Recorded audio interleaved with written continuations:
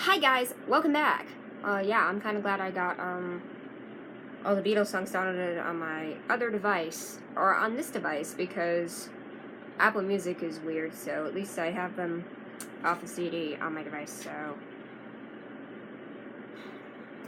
there's that. Also, my hair is naturally brown blonde, apparently, with highlights. What the frick? So today, I just sounded, I don't know why when I said so today, I was like, so today! I'm gonna be ranking every song on the White Album, so the reason I'm doing this, was that, I'm not wearing these for the whole video, was that we were,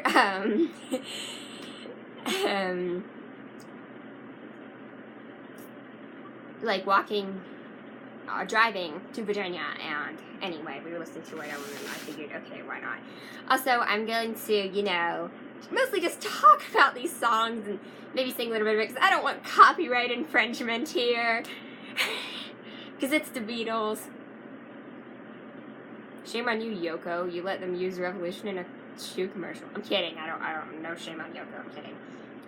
Also, yeah, so we should probably get right into this. This is going to be a long list because there are 30 songs on the White Album. Number 30, song I absolutely can't stand. And this song is Good Night. Now, the concept of the song, there's nothing wrong with the concept of the song. In fact, I think it's pretty cool. John Lennon wrote it as a lullaby for his son Julian, which, of course, there's some difficult stuff about it. I mean, obviously, Hey Jude is a much better song for Julian, and it was written by Paul McCartney, but that didn't make it onto the album, so, Good Night. Now, if it had been an acoustic song with John, like Julia was, it could have been a lot higher, but Ringo sings it, and also there's this background, just lush strings, and it's trying to sound like the 1940s, and I said it sounded like a Disney song, so literally all I can think of is, when you wish upon a star. That's all I can think of when I hear it. Alright, so at number 29, we have Paul McCartney penned song, Why Don't We Do It in the Road? This one's only a minute and a half long. It's got a traditional blues format. There's some good vocals on this. Of course, playing piano. But it's the only lines, why don't we do it in the road? Why don't we do it in the road? No one will be watching us. Why don't we do it in the road? Was apparently, a lot of these songs were apparently inspired by their trip to India, and he saw two monkeys doing it in the road, and was like, why can't humans do that, or something. That was the inspiration for it.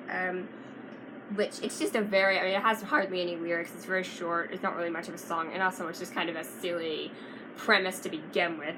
Actually, John Lennon joked that it was his favorite song of Paul, which I'm pretty sure was a joke, but moving on to number 28, which is our first, song sung by John Lennon, because obviously Good Night was written. We have Continuing Story of Bungalow Bill. Don't worry, there's going to be a lot of John and Paul songs, obviously, because most of the songs are not by George and Ringo. Don't worry, there's going to be a lot more love for John and Paul up top. Don't worry, this is just one John Lennon song that wasn't the greatest, and Yoko sings on it. And basically it was supposed to be a critique of children's programming, how they showed this, this hunter stereotype, tiger hunting stereotype in Britain, and that's a perfectly fine thing to critique. But I just think the song is annoying with the chanting, and I understand why it's that way. It's supposed to be making more of a point and being actually enjoyable to listen to, but I just don't enjoy it. And I know people will defend everything John Lennon did, people will defend everything Paul McCartney did. Well, really, did Paul McCartney ever do anything bad? Like, Paul McCartney's the most, chill, nice guy ever, but, I mean, I guess he did drugs like everybody else, but you get my point. John Lennon was definitely sometimes a bad person. Yeah, this sounded really weird, I don't even know where my brain was going with that. I was gonna say something. Okay, next up is number 27. The first in the Paul McCartney penned Honey Pie series. We have Wild Honey Pie, which is about a minute long, and it's just Paul McCartney playing some admittedly pretty good guitar chords and chanting Honey Pie, Honey Pie, Honey Pie, and then at the end he goes, I love you, Honey Pie. It flows right into Bungalow Bill. It's just a bridge song between Oblida Oblida and Bungalow Bill. There's really not much to it. I don't barely would even call it a song. And the next Honey Pie, which is number 26, just called Honey Pie from side 4, is more of an actual song, going back to 1920s kind of stuff. And it's a cute song and all, but there's just really still not a lot to it. Next up at number 25 is Sexy Sadie. Another Lennon Pen tune. Obviously, I can't imagine anybody else writing that. Honestly, the song itself, I really like the part where, talks about the world was waiting, like that melody there, and then of course the chorus is just really, and I don't really like the background vocals, there's like this doo-wop-ish thing going on, which we'll get to later, but overall, it's not horrible song, and I do like, I mean, he's weirdly using his natural voice on it, which seems a little bit odd for something like that, considering how much, apparently he didn't like using his natural voice, which I don't believe, because there's a lot of songs, people say, oh yeah, the last song he used his natural voice on was Julia, and yeah, I don't believe that, there were plenty of songs where he used his natural voice, but anyway, I'm getting off topic. So, anyway, back to, the list. Number 24 is Savoy Truffle. This is the first George song on the list, and out of 3 on the album, I believe. This one was apparently written about Eric Clapton's teeth. He was worried because Eric Clapton was eating too many sweets, which is kind of ironic considering Eric Clapton later wrote songs about cocaine and such, so kind of ironic that I was worried about Savoy Truffles, but I really love the brass section in this song, and he just sings, and it's actually not that bad of a song, and there's some killer rhythm guitar, probably by John Lennon on there, and I mean, it kind of sounds like Taxman. It's like a worse Taxman without a point. I don't know. Like, the rhythm guitar and all that. It's a fun song. I don't really think it needs to go on for 3 minutes, but it does. Next up at number 3 is the other Ringo song on the album, Don't Pass Me By. Number 23. I really do like this song sometimes. It's got this nice little fiddle and stuff on it, and he's just singing Don't Pass Me By. The lyrics admittedly aren't great. This was obviously written by him, unlike Goodnight, which was written by John. So honestly, I don't mind this song. But it can get a little bit annoying after a while. There's just not a lot to it, so Don't Pass Me By, just basic love song. Next up at number 22, we have Piggies. Another George Harrison Pen song. This one is trying to move a point. I do find it to be a little bit annoying, especially with all the oinking at the end. I do understand the point he's getting across about policemen, and of course, given the time, all the riots and civil rights stuff that they were shutting down. I do understand what he was going for, but I just think it was a little bit, and the metaphors are pretty clever, but it's just not the most interesting song to listen to, honestly. And then he does this weird warped force thing, and I don't know, it's just not the most interesting song to listen to. Next up at number 21, we have Mother Nature's Son. This is just a boring acoustic song by Paul McCartney. Really, there's nothing to it other than being boring. It's not a bad song. It's got a nice little horn section at one point. It's a relaxing song, but there's just really not much to it. Next at number 20, we have Martha, My Dear. This is another really cute song by Paul McCartney. He's playing piano on it, or I assume he's playing piano on it, and singing about his dog Martha, and it's just this really cute song, and there's nothing wrong with it, but if you're gonna go with a Paul McCartney dog song, Jet is the better option. Alright, next up on the list is going to be Rocky Raccoon at number 19. This is another Paul McCartney Pen song. This one I actually kind of like. It's a funny song. It's definitely a novelty song. It's definitely not a song for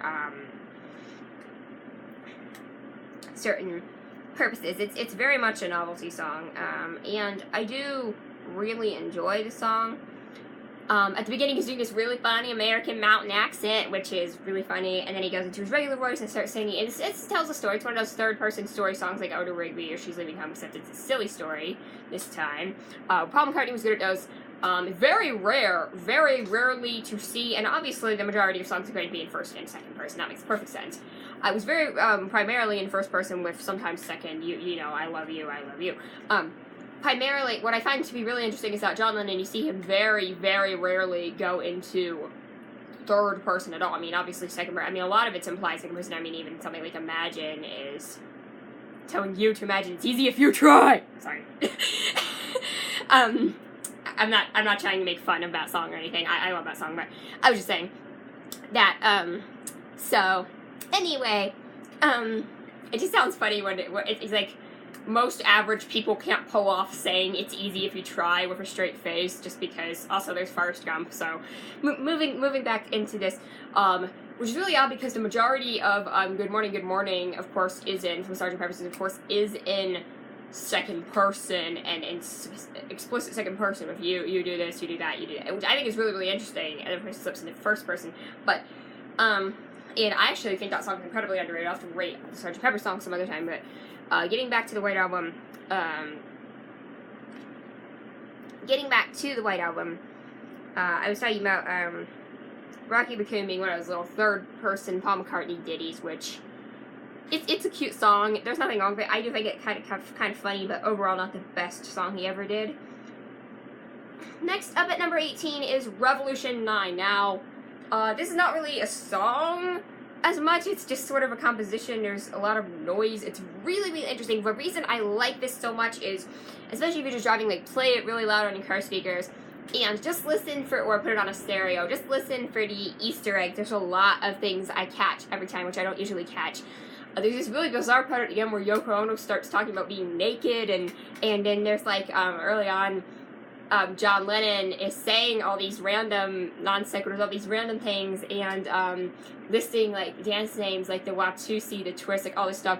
And then, of course, he puts on this, like, old man voice and is listing all this stuff, and then I believe George Harrison is in there somewhere, and then they picked up, like, audio from a soccer game or something. Like, it's just very bizarre mix of stuff. And then, of course, the refrain is number 9, and he just keeps saying that over and over again. And there's even a part where he's screaming, right. He's screaming, like, right. And that was apparently an outtake from the Revolution 1 song, or the Revolution song, when he says it's gonna be alright. And it's like, alright. Really, really fascinating. So it's just one of those things which is like, what? It's one of those kind of WTF songs, but that's why I like it. Next up at number 17 is Everybody's Got Something to Hide Except for Me and My Monkey. This is a really weird song, believe Lennon penned. Also, the lyrics just make no sense whatsoever. He's like, come on, he's like, your inside is out and your outside is in, and then he's saying, so come on, and take it easy. And then of course, Everybody's Got Something to Hide Except for Me and My Monkey, which I just don't get it. I don't know what he's talking about. I honestly, the best theory I have for this is this one is taking a stab at George, maybe. Kind of like Sexy Sadie was taking a stab at the guy in India they were talking with or whatever. I feel like this one, I don't know, is he like taking a stab at George with the weird Indian, like, your inside is out and your outside is in, and your weird Buddhist philosophy. I mean, not Buddhist, Hindu, whatever. I mean, I don't know, like, that's the best theory I can come up with, and the vocals are alright on this. I really like the guitar on this is killer, that's probably the reason it's as high as it is. Otherwise, there's that. And at number 16, I have Cry Baby Cry. I think that this one, is kind of underrated, actually. I really do enjoy, this song in general. It's kind of like a nursery rhyme, which is interesting coming from John Lennon, because a lot of the nursery rhyme songs come from Paul McCartney, which is not a bad thing. I'm not trying to dash nursery rhymes or anything, but kind of interesting to hear something like that come from John Lennon, and just the song in general is just really cute little song. And it just has this, like, there's a piano, it's got a really nice melody, and then at the end I love the part where he's like, can you take me back where I came from, like, he does that, and then of course that goes into Revolution 9, which is so interesting in my opinion. So that's it for part 1 of the video. Part 2 will be up really soon. Click below to see part 2. I'm sure it'll be there, and yeah, I'm gonna go ahead and do that. So my top 15 will be in part 2. So thanks for watching, guys.